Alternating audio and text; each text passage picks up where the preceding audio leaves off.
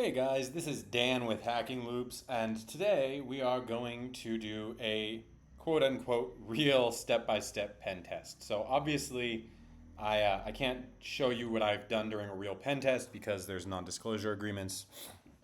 So instead, um, I took some vulnerabilities I had found during a recent engagement, and I recreated I didn't recreate their real application. I recreated those vulnerabilities using a very simple example application.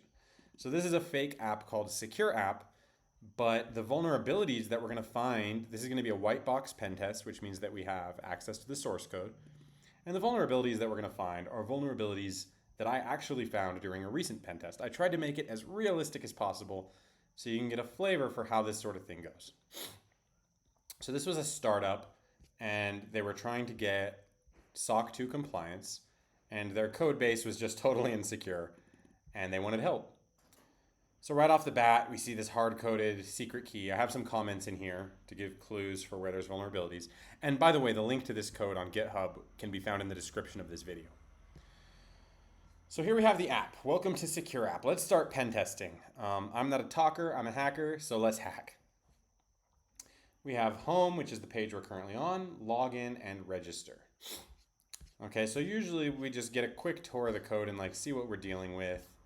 See if there's any hard-coded credentials. Okay, we see that the word password appears a lot. Maybe we find something, Okay, we see that they have an admin user. We haven't even used the, okay, what's this? Admin user.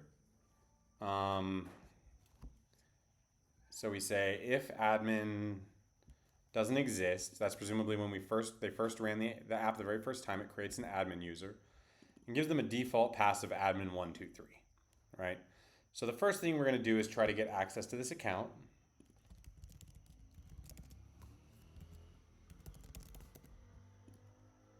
Okay, and it works, right? So we're in this admin account, but maybe that's not that big of a deal.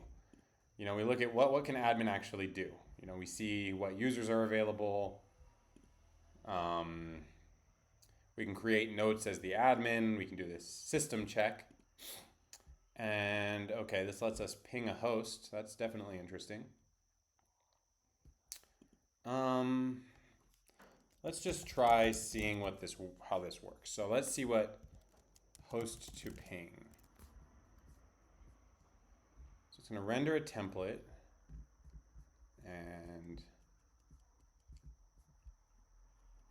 let's take a look-see.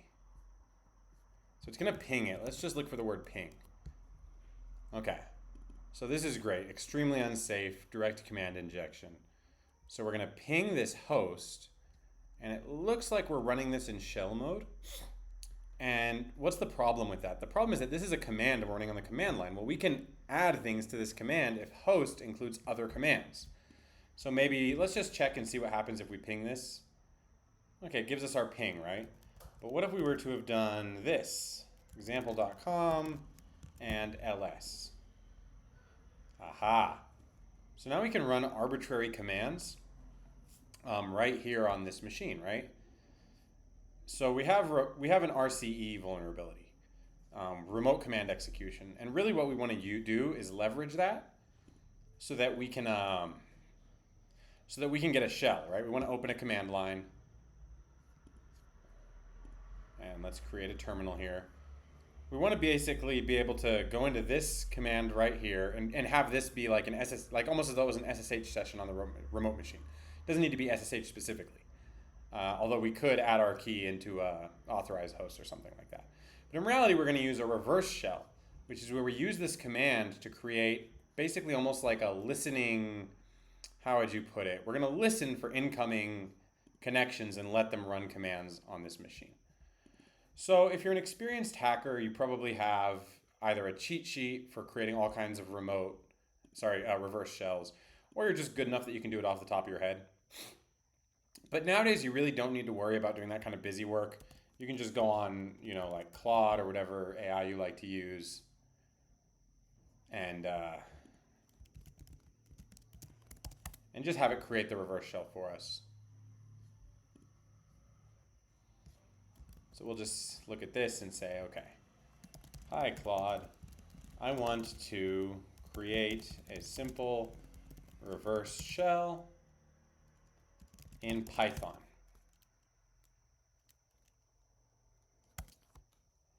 Okay? It would be happy to help us, it says.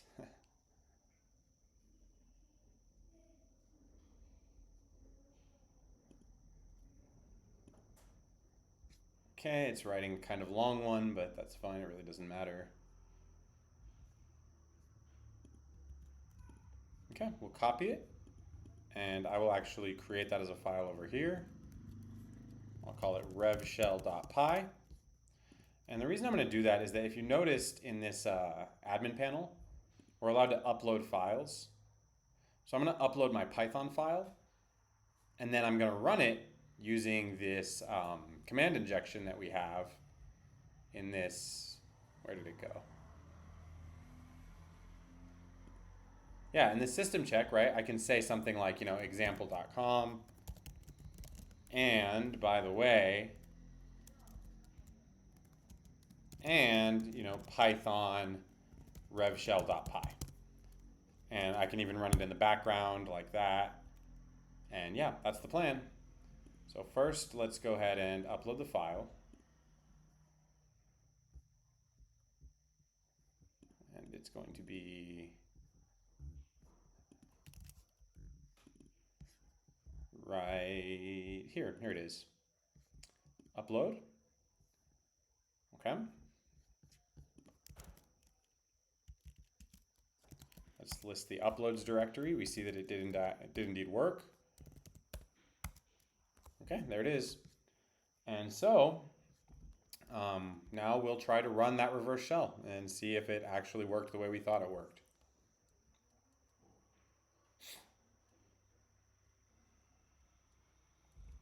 So we will go to system check. And first, I need to know what directory this thing is in.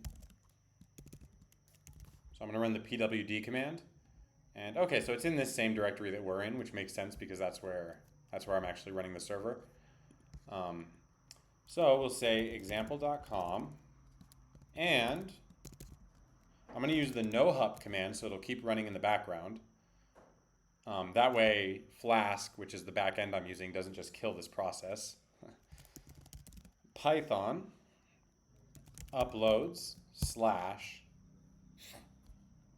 okay, what was it called? Revshell.py. And by the way, there are other things that are really bad that we could do if it's just, there's so much we could do with RCE even, but just uploading files, even if it didn't give us RCE, there's a lot we could try to do with that. And I will put the ampersand command, that's going to make it run it in the background. Okay. Now Claude had told us how we should use netcat.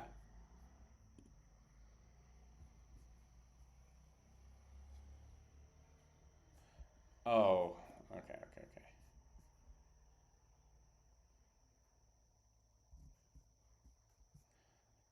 So my bad.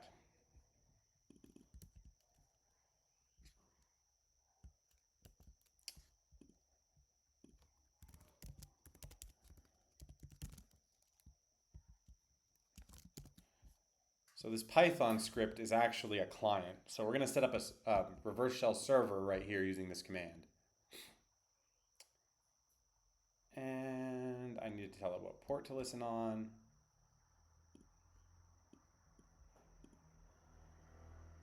Well, I did tell it what port. I wonder why it's mad.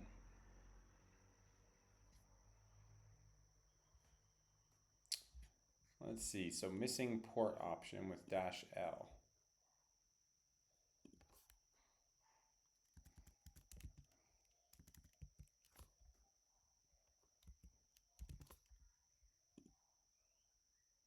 Fascinating. Let me just tell Claude. So I was trying to be clever and use AI here, but by the way, this is running on Mac OS and the netcat command is not working. I do have NC installed. Let's give it one more chance.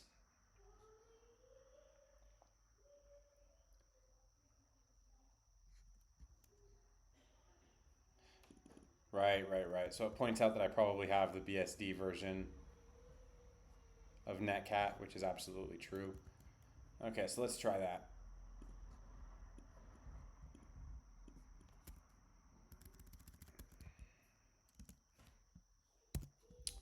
Check.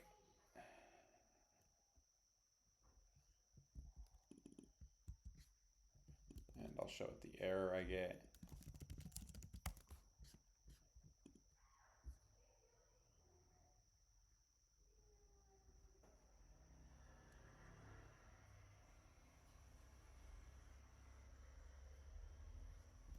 Okay, I'll say, okay, give me a Python listener script.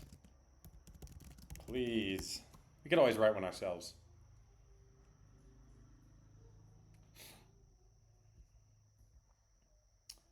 Okay, very good. So this is what we originally wanted.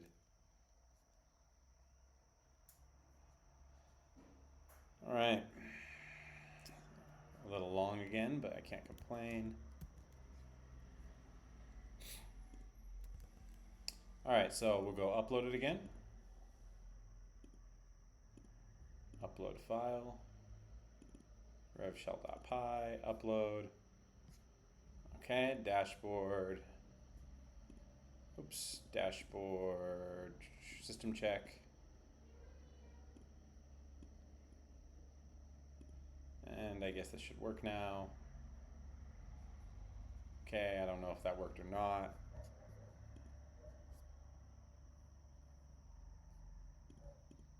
Let's try connecting to localhost on port 444. Okay.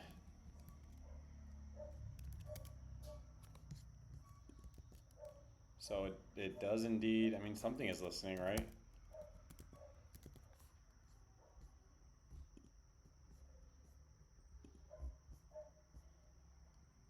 So I'll say, okay, it seems to be listening. How do I interact with it? How do I connect to it?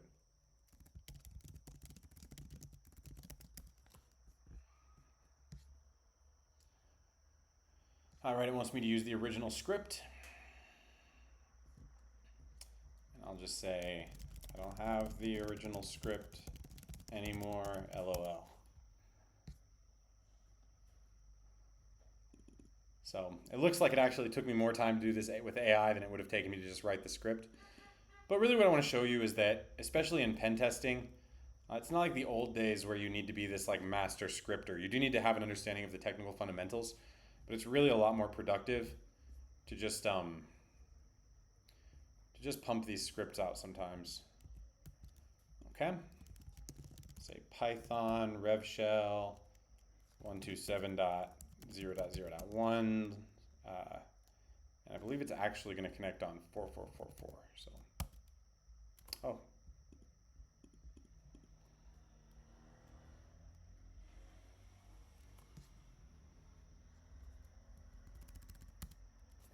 Okay, it is indeed not working. So, let's see if Netcat even still works on that port. Yeah, it should give us something. So I'm going to try running this manually. First, I'm going to kill the one we're running right now, if it even still is running. Revshell. And let's kill it.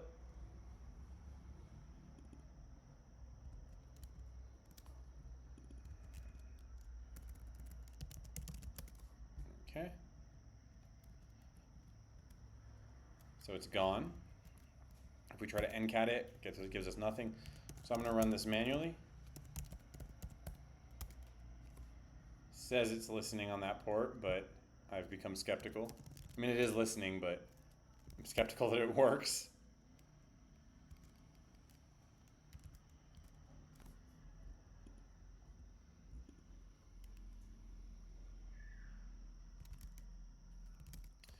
Okay.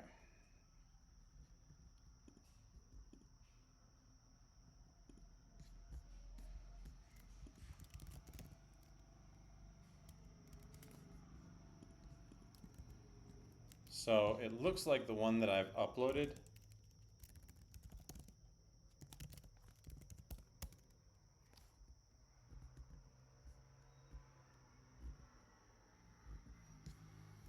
that's okay. We'll just Google for a simple, I guess we could just Google for a simple one.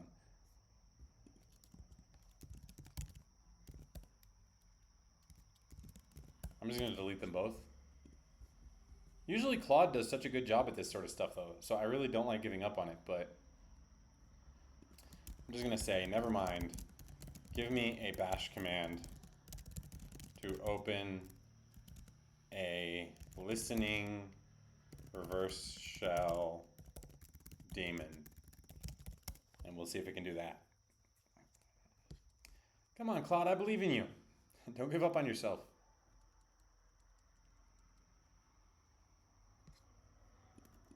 Yep, Claude has indeed given up.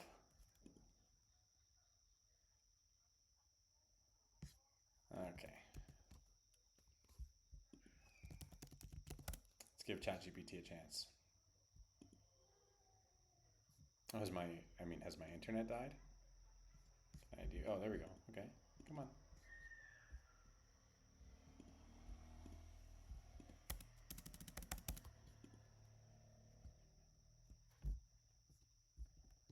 Okay, let's just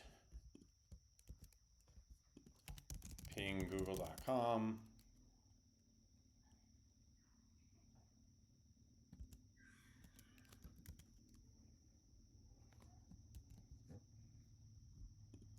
Okay, let me disconnect from my VPN. So it seems like my internet decided to die right now. There we go, okay. Looks like my VPN was causing some kind of problem. This happens from time to time. Okay. So, let's see if ChatGPT can do this for us. We'll say create a single bash command to open a listening reverse shell server where if I connect via netcat, I can run commands. Yeah, that looks right. Okay, beautiful. So, and I mean, I was mentioning, but you know, in reality, if you're doing CTFs and stuff, you'll have this stuff memorized. But I really am not trying to, you know, pump out some crazy command. In a professional pen test, you want to be using tools like AI to quickly get the scripts you need. All right, it's having the same problem. Sorry, this is the BSD syntax for netcat because I'm on Mac OS.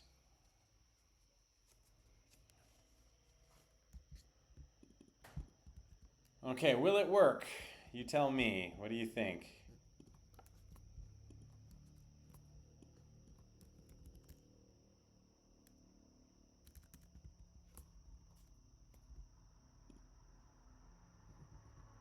Okay, it doesn't like it.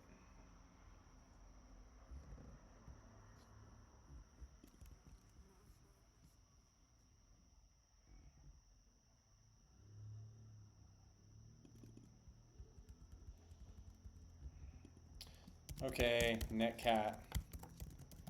It's not cooperating. Give me one that doesn't need netcat.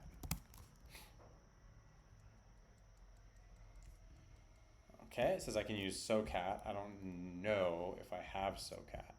So let me try really quick. Well, that's fine. I'll just brew install SOCAT. And I know you might be thinking, but you can't install it because, you know, you'd have to do it from the front end.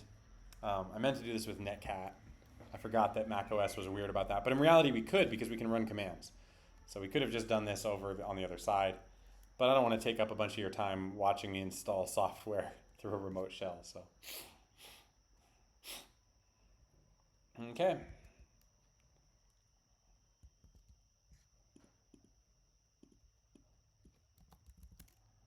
Let's see how it reacts.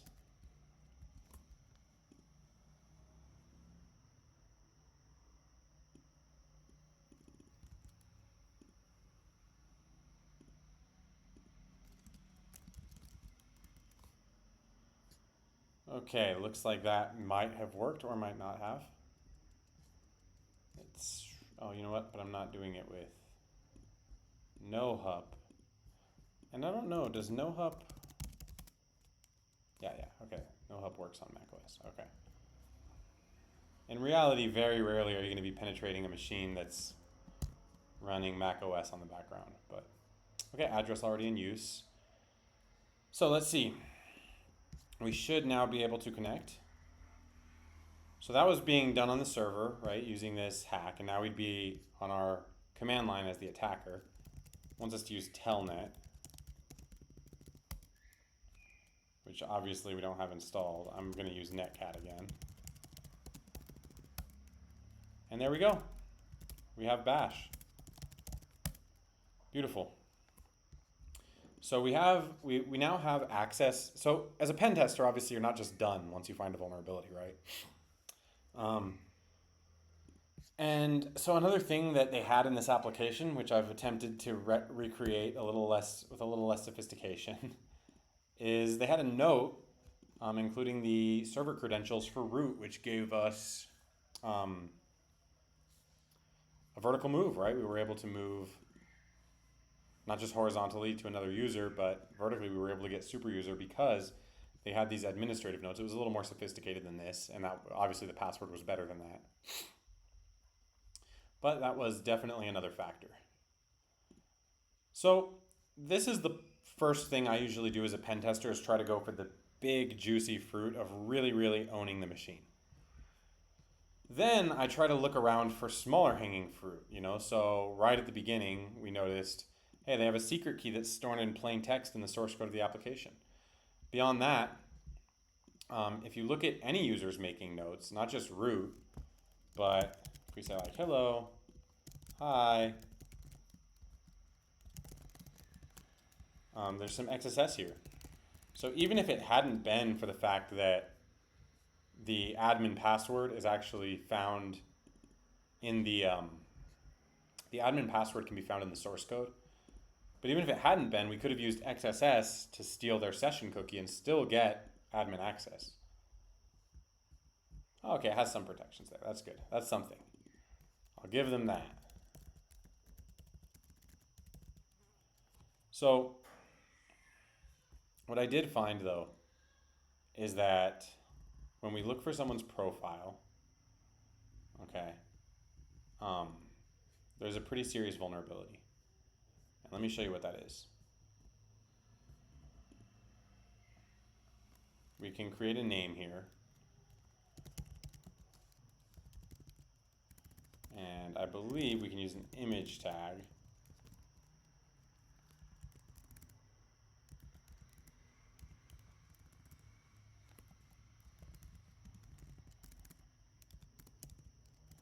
And what is it? It's on error alert 1. There you go, and it alerts 1.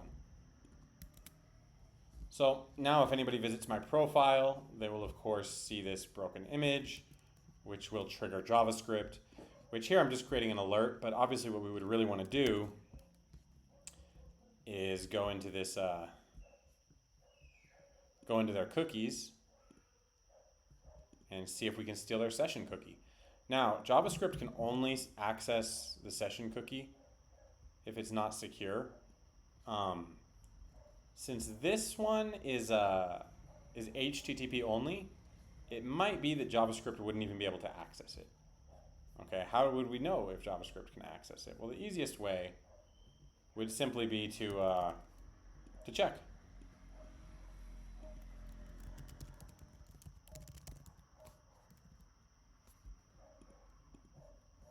Yeah, undefined. Oh wait, I did cookies, so.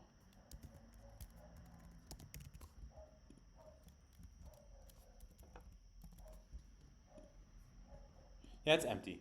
So the good thing is that they wouldn't be able to steal the session. There are still dangerous things you can do, obviously, with an XSS. Like you could redirect someone. They would access your profile through a legitimate URL, and you would redirect them to a site with a similar domain name.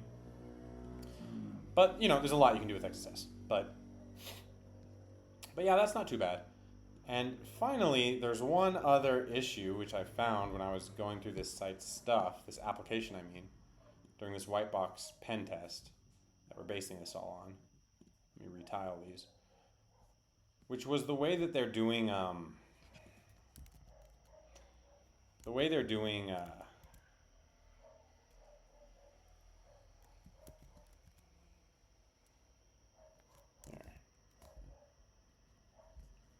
right here, this query.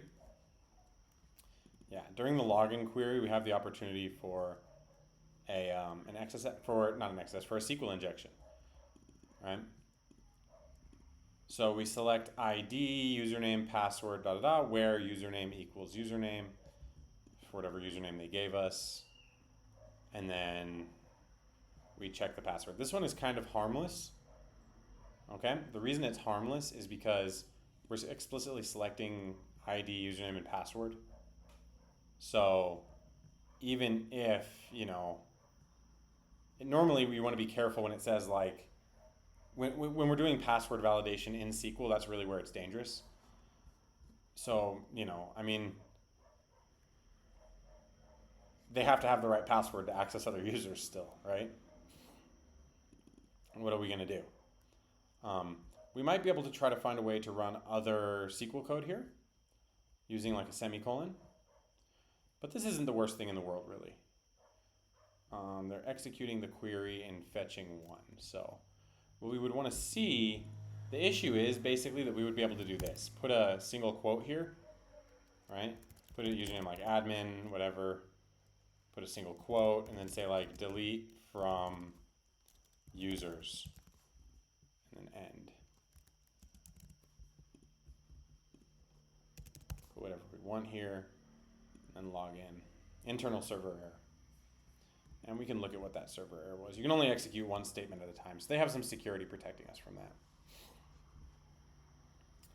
So yeah, that's not too bad. I mean, it could be dangerous. We can always ask our AI friends.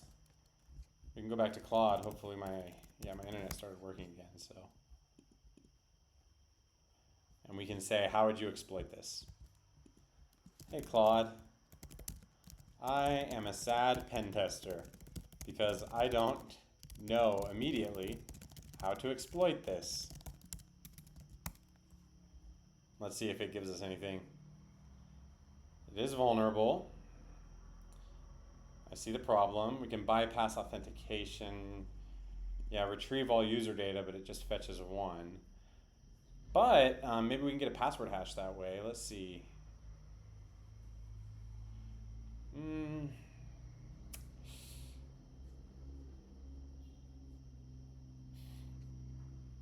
Right, I mean, obviously that's what we should do. I'll explain right, but it still checks the password found against the password we gave before giving any info. Yeah.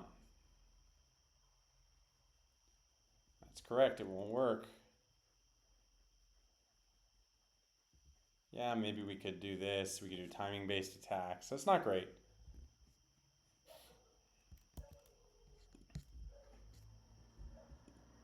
All right. Well, I think that's a pretty basic idea of what a pen test would look like. Obviously, in real life, there'd be a lot more enumeration. If you all liked this video, we'll definitely do one next where we go deeper into dealing with the network, all of that. I wanted to give you guys a basic idea of what a white box application pen test looks like. But if you liked this, comment, let me know, and we can definitely do one where we focus on the network, black box, and other aspects of a pen test. Maybe all of that at once, if you guys want to sit here for 2 hours with me while I bash my head against a wall and sometimes beg AI for help. But for now, thank you a lot for your time. I hope you had fun. I love doing this stuff, and I hope you do too. Thanks a lot. Bye-bye.